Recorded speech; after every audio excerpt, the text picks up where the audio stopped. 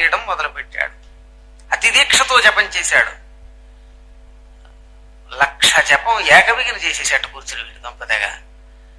3 పూట్ల లలితా సహస్రనామం నెలలాళ్ల పాటు ఉదయం 6ంటికి, మధ్యాహ్నం 12ంటికి, సాయంత్రం 6ంటికి చదివితే ఒక్క నెలలాళ్లు వాడి ఇంట్లో లక్ష్మీదేవి స్థిరంగా ఉంటుంది. భక్తితో శ్రద్ధతో విడిచిపెట్టకుండా, టైం దాటకుండా. ఈ విషయం చెబితే మధ్యాహ్నం 12ంటికి ఎక్కడ కుదురుతుందండి, మధ్యాహ్నం 12ంటికి నీకు చేయడం కుదరకపోతే నీకు డబ్బు ఇవ్వడం ఆవిడ కుదురుతుందా? ఈ 3 పూటలు నీ కోసం నెలలాళ్లు చేయలేవా? నీ కోసం జగన్మాత సృష్టి కార్యక్రమం విడిచిపెట్టి ఐశ్వర్యం ఇస్తుందా? అలాంటి వాళ్ళు వస్తూ ఉంటారు దగ్గరికి. చెప్పిన వాటి వినాలి, చెయ్యాలి. అలా చేయలేకపోతే వాళ్ళ కర్మ నీ సృష్టిలో ఎవడు బాగు చేయలేడు. ఒక్క 3 పూట్లు మన కోసం ఒక నెల చేయలేము. సినిమాకి కావాలంటే ఈ బలంగా పరిగెడతాం. 6ంటికి సినిమా అయితే పొద్దున్న 6ంటికి సిద్ధం అవుతామా? ఈ మనుషుల దగ్గర ఉండే దిక్కుమాలిన చేష్టలు ఇదన్నమాట. అయితే ఆ చేష్టలకు అతీతంగా ఇతడు 1,00,000 జపాన్ని అత్యంత ప్రీతితో, అత్యంత శ్రద్ధతో, అత్యంత భక్తితో, నియమనిష్టలతో సాధకుడై, దీక్షారాధకుడై జపించాడు.